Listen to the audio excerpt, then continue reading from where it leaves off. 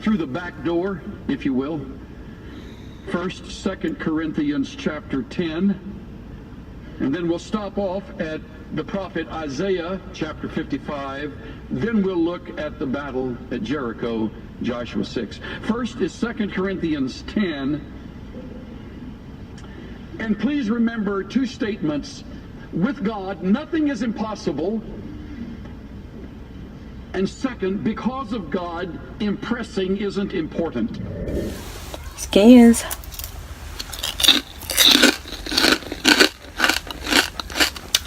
That's my snack, not my lunch/dinner.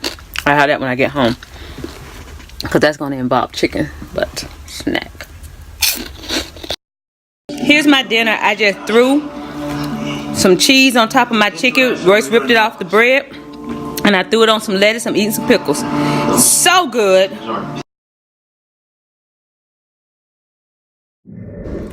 Good morning, you guys. I just want to rant. I'm so sick of this government shutdown, and everybody, all they talking about is that the government employees are being forced to go to work, which is horrible. Being forced to go to work without pay, which is horrible. Not being able to go to work and they're not getting paid, which is horrible. But they're not addressing no food stamp, Social Security benefits, Section 8 benefits, utility assistance, anything, any kind of help that's for people living under the poverty line. They're not discussing that at all. The fact that if you get a disability check or food stamps, they're not even planning on giving them money to make up for it. Okay, so let's say that the government shutdown goes 3 months, and so these individuals are not getting any kind of assistance for those 3 months. And let's keep it funky. It's not a whole bunch of jobs out there. Like in my area, jobs are not that plentiful, and the jobs that are out there are not enough to sustain you.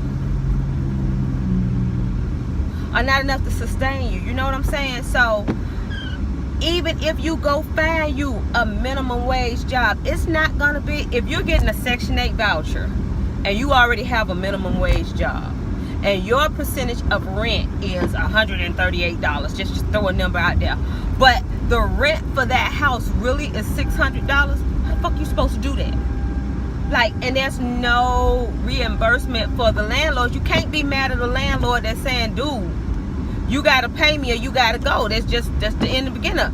Because a lot of people buy these houses, they got loans to get the houses, so they're charging you rent. So your rent is helping to pay the mortgage on that house. So that's the income that's paying the house. So now I'm supposed to let you live in my house for free when you had a Section 8 voucher, and the voucher plus what your portion is paying it. But now I'm supposed to let you live for free because the government is shut down, and then the government is not going to reimburse me, and I'm supposed to just let that roll as a landlord? No, and it's unfair to say let's put it on their head.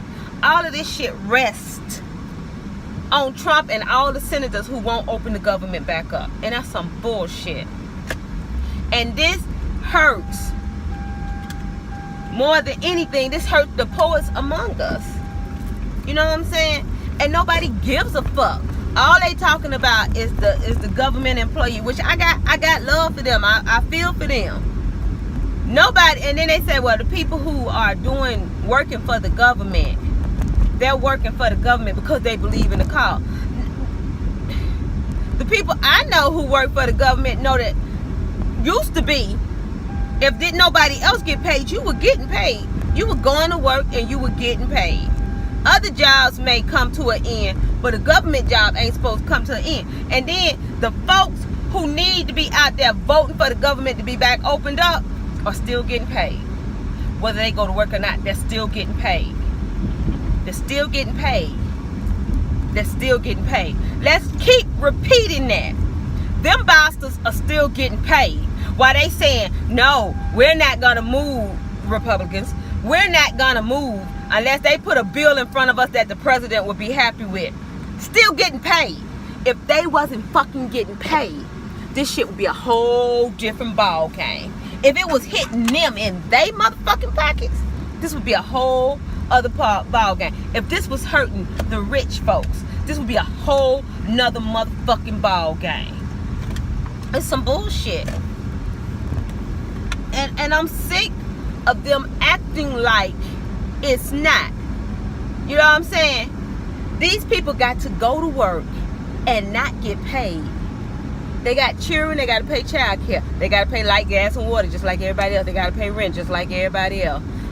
People in the service got to do their job, not getting paid. It's bullshit. And then all the other, what are these people going to do next month when they don't get their Social Security check?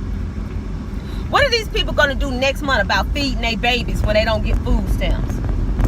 What are these people going to do next month when they got to go to the doctor, but oh my goodness, they're not paying the doctors with the Medicaid because government is shut down, so the doctors are not going to see you? What are these people going to do that need this medication that Medicaid, Medicare, or whatever is paying for, but now they're not paying for? Because we know that they overpriced the medication up the ass. If we lived in another country, medicine don't cost this much.